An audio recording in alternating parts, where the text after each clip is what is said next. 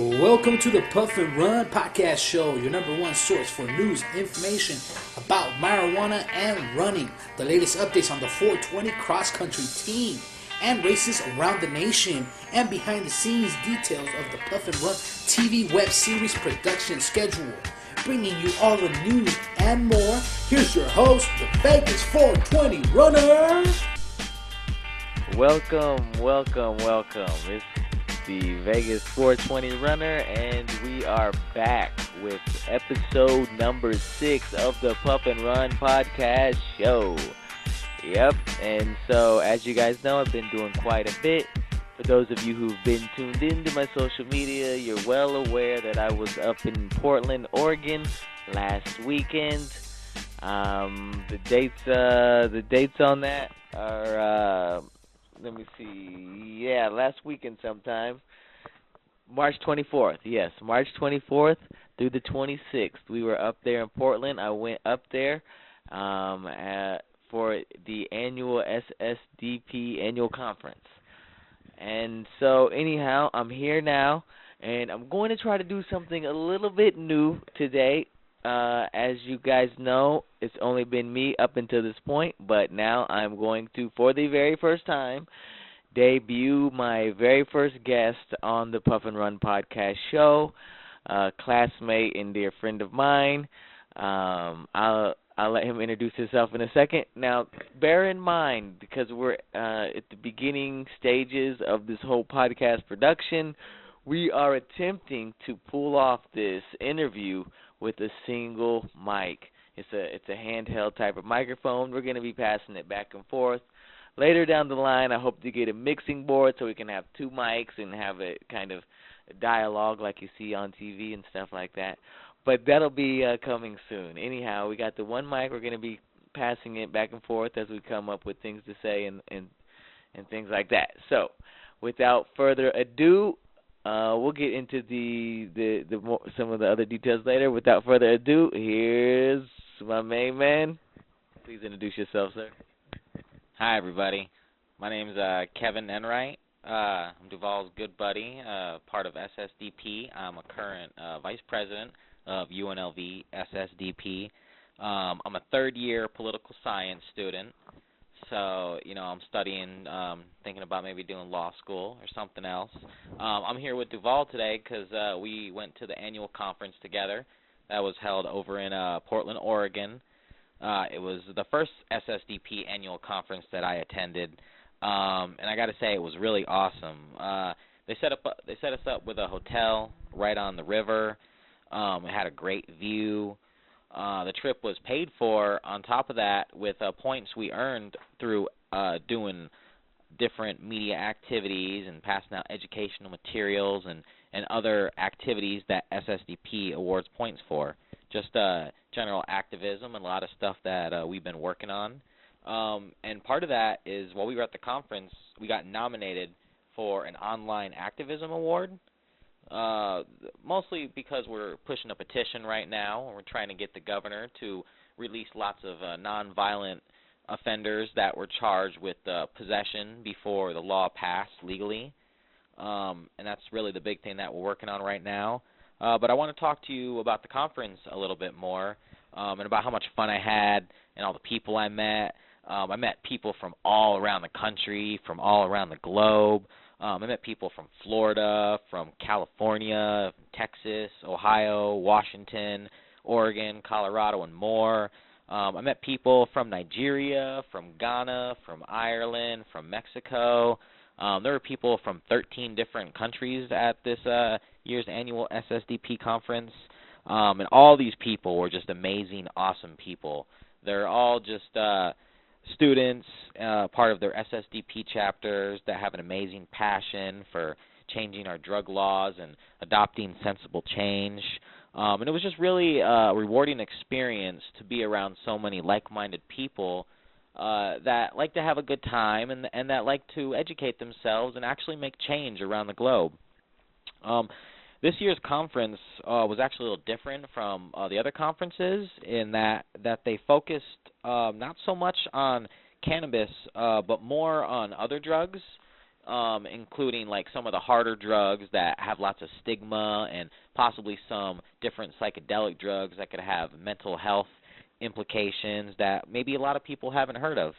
SSDP really is seeing cannabis legalized in multiple different states, and the domino effect is already in play, and they feel like they need to get started on some of this other harm reduction and work on legislative change for some stuff beyond that. While I was at the conference, we had multiple different educational panels that we could attend. On top of that, some network lunches and network dinners. I want to talk to you guys a little bit about some of the panels that I went to. I learned lots of different valuable information about stuff like harm reduction, about policy change, and about current research on other drugs that have medical potential. On these panels, they were headed by experts and students alike, all professionals in their fields of neuroscience, psychology, law, political science, and many other. And, you know, I was in Portland, Oregon, and it was also right next to Vancouver, Washington. So, you know, we have legal recreational cannabis in both Washington and Oregon. So, of course, I went over to a few different dispensaries and tried out the different stuff. Saw the differences between Nevada's cannabis market and Oregon and Washington's. And yeah, can you tell us about some of the differences? Let us know about some of the strains that you tested out and what kind of products you tried, and what's any major differences that stood out to you? Okay, so first of all, I'm going to start out with like the differences between Nevada and Oregon. Is that Nevada is kind of focused more on a pharmacy type distribution, whereas Oregon is kind of like, say, like, you know, your local drug dealer where you go in there and he's like, "What's up, man? You know, you want to buy some stuff?" And he pulls out the jars, and they have all different types of stuff. They have like low quality, high quality. The people are dressed in the types of clothes that they feel like they want to be dressed in. You know, it's more of like a cultural, legal market. It's a lot more open market. They allow a lot more cultivators. They allow a lot more small-time cultivators, so there's a much big range of different stuff. Oregon, they also allow you to buy clones, too. So we go in there, and there's all types of clones sitting in the cupboard, which is really cool because, you know, you get to see the plants, how they're growing, and you get to see all the weed and all the paraphernalia, and then they're allowed to sell, like, smoking pipes and bongs in there. So it was really cool. And Washington was very similar to that. They weren't allowed to sell clones. The culture was kind of the same. The prices were pretty much similar in both spots. The prices, I'd say, were around like 30 and 8 for the lowest. They go all the way up to like 50, 60 and 8 for like the really high quality. I tried out some Gorilla Glue that we got at a dispensary in Oregon, and that was pretty nice. I actually tried out 2 different types of Gorilla Glue. One of my buddies, who is actually a cultivator in Oregon, visited with me while I was up there, and his stuff was phenomenal. Like, the shops had good stuff, but his home grow was amazing. I also tried out some wax from Washington. That was really delicious. I had that for most of the weekend. That was kind of like my go-to. I got a sativa. It really kept me uplifted. I also tried out some coffee drinks that had some sativa in them, and those, you know, it's not your grandma's coffee, but it should be. And you know, it's like $6 for a bottle, so it's like a little bit more than a Starbucks, and it's, you know, it's really going to get you up and going, and had a lot less sugar. Nice, yeah, man. So yeah, right when we got there, it was interesting. So right when we got to Portland, I linked up with Kevin. We arrived at different times on different flights and whatnot. That's a whole story in and of itself. But and it took me a while to get there with the transportation. That's a whole story in and of itself. Anyways, once we finally get together, he decided to rent a car. Immediately after that, boom, we shot over to the dispensary, and we started. We got our first, you know, made our first initial purchases. And yeah, man, I was really surprised. I was in there. my first dispensary in Oregon, and it's really relaxed. Like you said, they got the jars, so I'm standing at the counter, and there's the bud tender in front of me, and behind him is about 30 or 40 nice sized coffee type jars, and see-through jars, glass jars, and they're each filled with a different kind of bud. They got the label, handwritten on there with like a marker or something like that, and so I was just like, wow. And so the way it works, because they don't have digital signage, this was funny to me. They don't have digital signage. Here in Las Vegas, when you go into the dispensary, you can see all the different strains that are available or different products that are available. They're flashing before you on a digital sign. And usually, like, let's say they get sold out of a strain or something, they just say, hey, we sold out of this strain, and they just hit the buttons on the computer, and it kind of changes the sign to make sure they don't advertise that anymore. Well, in this one, I was sitting there flipping through the menu and everything. The lady came over to me, the cashier type person or some lady. She's like, oh, I need that. I need this. I need this. She took my menu away because these are like restaurant menus that we're looking at. They're not digital. These are like restaurant menus. So you're flipping the page. You got your sativas. You got your indicas. You got your edibles, flipping through the pages and stuff. So she takes my menu, and then she takes all the other menus and stuff, and she goes behind her printer, rips out pages out of all the menus and puts in new pages. So basically, they just had ran out of a strain. They, reported that the strain is gone. And I knew because I was paying attention because this is one of the strains I wanted to purchase. Because I was trying to, like, look at what information they showed in the menu as far as, levels of THC and pricing and sativa indica type stuff. I we'll get more into the urban legend of the indica sativa thing another day. But anyways, I was trying to make my decision based off this menu, and she came and took it. Then she put all the new papers in there. So they're just doing it the old-fashioned way. She just was deleting one, but she just had to throw out like 5 pieces of paper from all 5 of those menus, and then. So that struck me, and then people were all in there, like you said. It was like you're at somebody's house in the neighborhood. The interior almost looks like a house, and then everybody's in there. They're happy. They're talking, and, I couldn't tell, are they flirting? And there's like, all kind of stuff with the bud tender, and they're macking, or what is going on, And so I was just observing, and everybody's like, oh, let me smell this. Oh, let me smell that. I must have seen, a ton of people smell at least 50 different times, and this is the exact same bud that people are getting. I know that doesn't really sound like a big deal, but when you think about it and you get all these people coming in and out of this dispensary, they all want to smell these buds, and this is the same buds that you're getting. I kind of can further appreciate in Nevada how they have it. You're not smelling the bud that you're actually purchasing, but it's the same strain type of thing or something. But I appreciate that a little bit more after seeing, in the span of 20 minutes, 20 or 30 different jars smelled by 10 different people. I was like, wow. And let's see what else. The other thing that kind of threw me off, there was no restroom.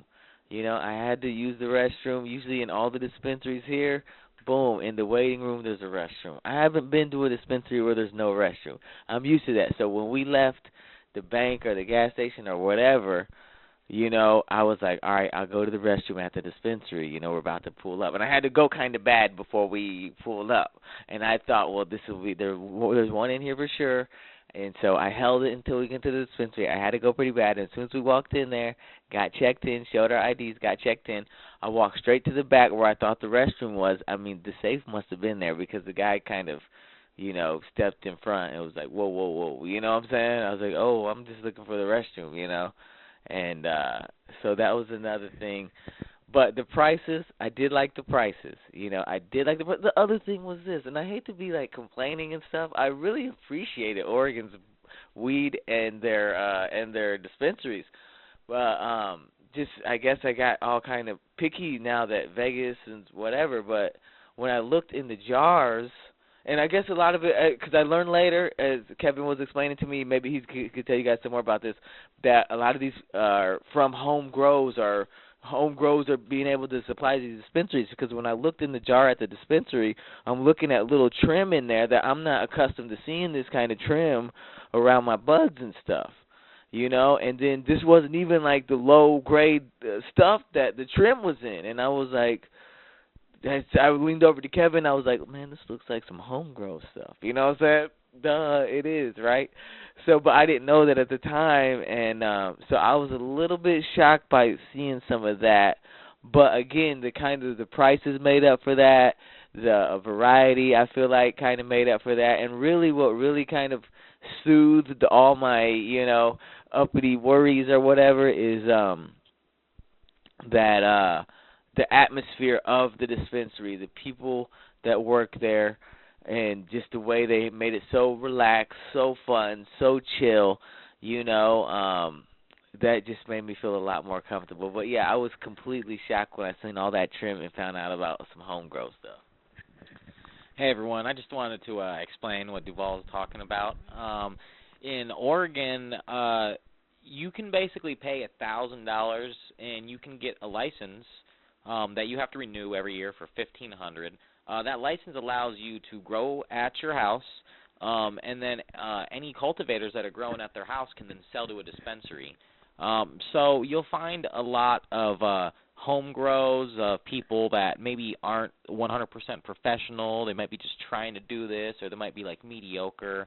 That does tend to saturate the market with a little bit of lower grade cannabis.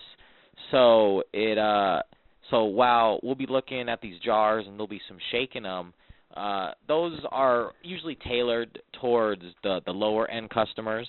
Like here in Nevada, it's really hard to find. I'll say there's a couple shops that have like $25 eighths, and in Oregon it was about the same. The difference is here in Nevada, it's big cultivators that kind of have quality control. So even the low grade stuff here is trimmed good. It looks presentable.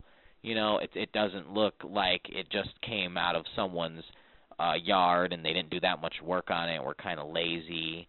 So Nevada kind of has Oregon on top over there.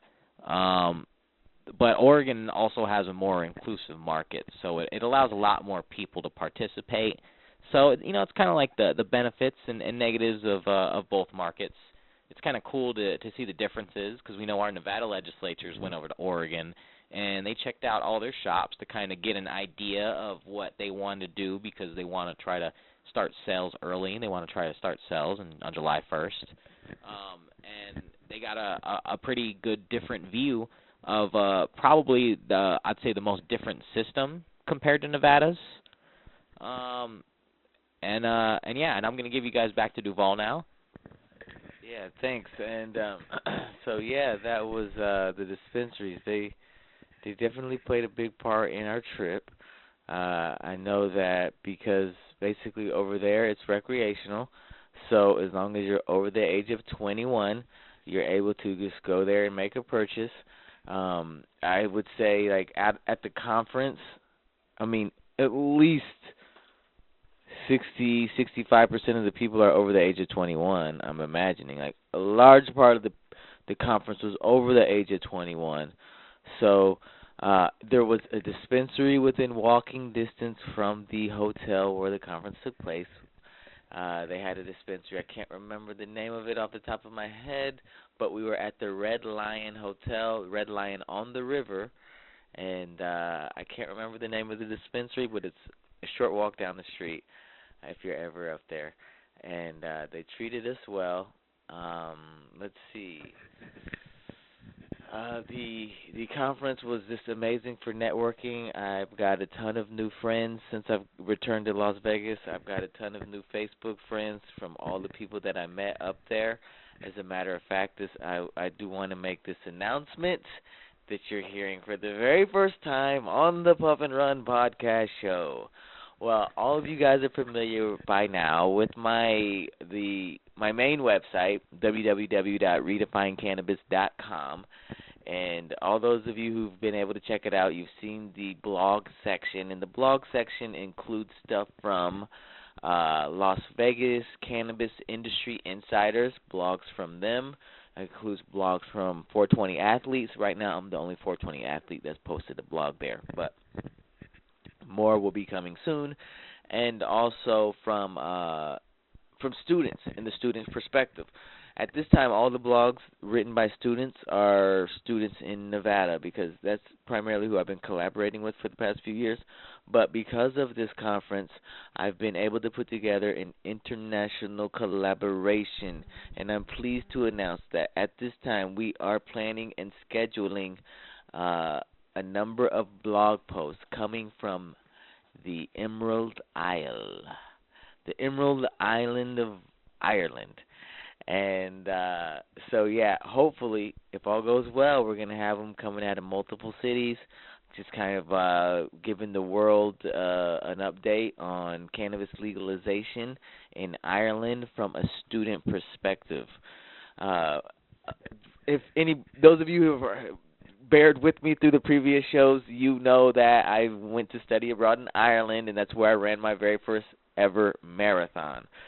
So, you know, I hold a special place in my heart for Ireland.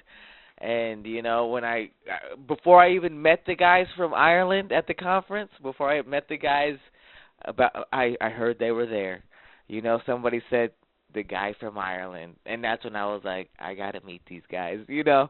And, but, yeah, so hopefully we're going to be including some blogs from Ireland on the Redefine Cannabis website. And that, you know, beautiful collaboration is coming together because of this annual conference. And as I understand it, you know, a lot of these people go there every year, and I think that's something I'm going to start doing. I definitely got plans to go next year. Even when you're not in college, you can go as an alumni, you know, an alum or however you say it. And so I do plan on being back, man. Yeah, and to just piggyback a little bit off of what Duval said, the networking was awesome there. Like, I got a whole bunch of new friends. I have a whole bunch of new Facebook friends. I added a bunch of people, and then all of a sudden all their Facebook posts pop up about they're writing blogs here, they're doing events here, and, you know, seeing all these other people that we can connect with that are also doing positive stuff, and we can get ideas and collaborate and kind of get more stuff accomplished when we work together. I was really hanging out with some cool cats from Florida International University, and like Duval's saying, some cool cats from Ireland. It was awesome, you know, because Duval studied in Ireland, and we got there, and we heard that there was going to be a lot of people from Ireland there, and lo and behold, one of my roommates is from Ireland, this guy named Daniel. He was like 20. He looked a lot older. He really held himself really well.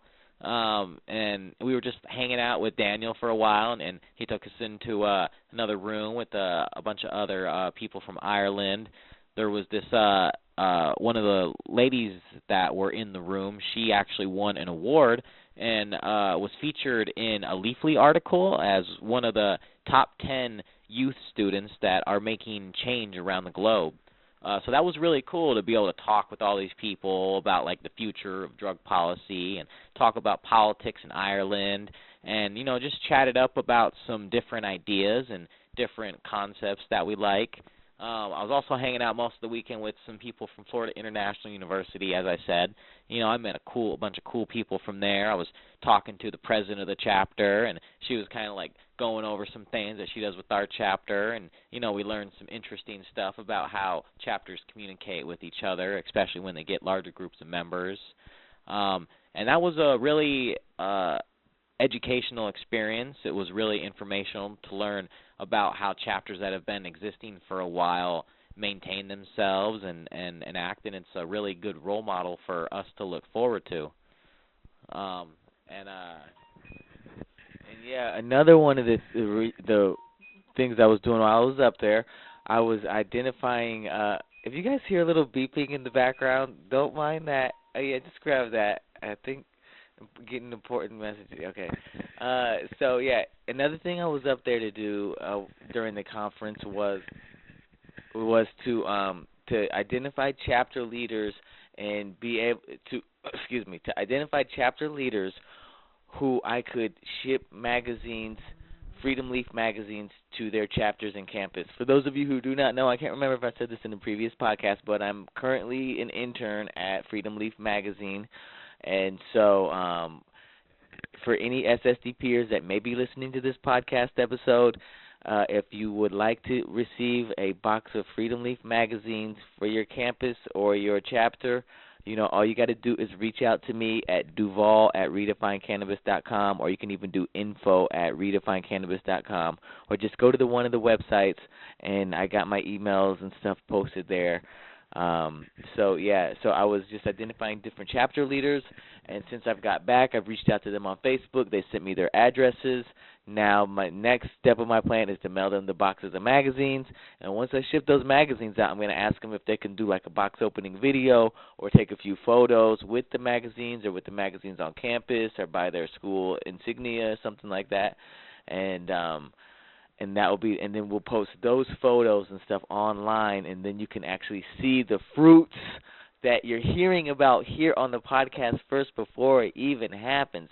Like the guy said in the beginning in the intro, this is where we're breaking the news and all the latest updates and stuff about the Irish blogs, about the different things. And one of the things that they were promoting, I wish I could remember it correctly, it was a tool that the young lady from Ireland had, and it carried certain equipment inside there. Did you see that? It was like a little box, and here goes a little bit more on that. It's something with the sesh. I can't remember. They had a name for it with the sesh, the Irish sesh. I'm not too sure on the name either, but it was basically a little tool that helped to test a whole bunch of different drugs. It had it was like a large list of drugs. So it's like, someone's going to a rave, or maybe someone's taking some drugs that they buy off someone they're not really sure what it is. This allows them to help them identify it and let them know whether that drug could be potentially dangerous for them or if it's actually what they're getting. It's a really good tool to help with harm reduction, to make sure people know what they're putting in their bodies. That way they have the right information so that they don't harm themselves. Yeah, so I thought that was real creative, and like you said, the article came out on Leafly the next day. I was like, wow, that's the young lady that was putting out that tool, and so definitely give that I'm going to post a link to that Leafly article under this podcast, so you can see the young lady that we're talking about and some of the other student leaders that are doing amazing things. So that link should be posted beneath this podcast. And let me think. Oh, yeah, so by the end of it all, man, after all was said and done, man, I didn't want to leave, man. Everybody was leaving. It was over so quick. I mean, if this was a week-long thing, that'd just be amazing, But it was going so hard, and it was, as they say these days, it was lit. Okay, it definitely was lit, and I had an amazing time the entire time. I kicked it with Florida too, and they were doing their thing. Very smart group of students coming out of Florida. We were with two different chapters in that room that we were hanging out with, from two different campuses, and that was a smart group of students right there. I was glad I got to spend some time with them. They sure do know how to party too. They did their thing. I was a little bit jealous that they got to stay on a few days afterwards. They had rented a car or some room or something, and so after we left them, they are actually going to continue staying on in Oregon. And other people had made other travel arrangements to Seattle and to stay a little bit longer, and that might be something I'll consider next year. Next year, the conference is going to be SSDP Annual Gathering 2018. The Annual SSDP Gathering 2018, or I'm not exactly sure the proper title, but the 2018 Annual Gathering for SSDP is going to be hosted in Baltimore. Yeah, Baltimore, Maryland. So, you definitely want to put that on your calendars now. It's definitely going to be on and popping. I'm going to have to look up some races in Baltimore. You know how I like to do it. I'll probably set up a race sometime during the conference. I just like to get it in like that. I had a great time. And this one, yeah, man, just big shouts out to everybody, that was kicking it with us. And we had a blast, man. You guys did your thing, we did our thing, and everybody came back home. And any other thoughts before we wrap it up here? I just want to say that this trip was probably the most rewarding trip I've ever taken. It really opened my mind about different possibilities and that we have available to the growth of our chapter. Just a really awesome time. It was a really good vacation. I got to spend some time with Duval, and we got to know each other a little bit better and discuss a lot of different things, and it was just a great time. I talked. Another thing is the organization is really awesome. I talked to the number 1 and number 2 heads of the organization. The number 1 is a lady named Betty. She's a really nice lady. Her home is Boulder City, so she was telling me about how UNLV holds a special place in her heart, and that she's really glad that we started up another chapter. So another funny story, I was talking to Stacia, the number 2 in charge, and she was telling me about the old SSDP chapter, and she was saying that they're actually the only chapter that's ever got disbanded. And I'm thinking, like, what could they get disbanded for? And I'm like, Vegas is a party city. Like, the West Coast is the West Coast, but Vegas, what happens here stays here. And I guess these SSDPers, the old group, they didn't, stay in Vegas. What happened here left with them on an RV. They were doing all sorts of stuff and drugs in this RV and documenting it and putting it online. And I found out from Stacia that UNLV's newspaper, they wrote a article about this old club talking about UNLV's pot club up in Smoke. And it was an interesting story to see what the old SSDP club was doing. And it's really good to know the past and see what you're trying to put your shoes in. So I'm going to give it back to Duval, guys. Thanks for having me on tonight, and hope everyone has a good time. Wow, that is one heck of a story. I really got to go through the archives and look up that article. SSDP Pot Club Up in Smoke or whatever they said. I'm going to go ahead and look that up. I want that in my records, in my archive and stuff. That seems pretty intense. You know what I'd like to do? I'd really like to look up some of those members and get an interview with them on this podcast, find out what was really going on, and get the scoop from, the people that were there themselves. You can't always believe these people down at the paper, sometimes they'll write anything. These journalists, I'll tell you what. But yeah, man, no, just like with your sentiments, man, I've been to a hell of a lot of conferences, okay? That's kind of that used to be my job, okay? The school paid me to attend conferences on their behalf and, help represent their brand and explain, the school's mission and stuff like that when I went to Nevada State College. So I went to conferences month in and month out, and I've been to a lot of conferences ranging from many different topics. And when I went to this conference, I thought there's going to be several marijuana panels. Okay, I did the math today. There was 32 panels altogether. These panels were done in series of 4 in different blocks, and there was 32 different panels altogether. Only one of them, was specifically about marijuana. I believe a lot of them may have touched on it indirectly and in different ways and stuff, talking about broader issues or whatever. But as far as a specific topic or specifically dialed into this, now I didn't go to all 32, so I don't maybe they did get more than just one. But as far as if you look down the list of the different panels to choose from, you'll only see one about the marijuana thing.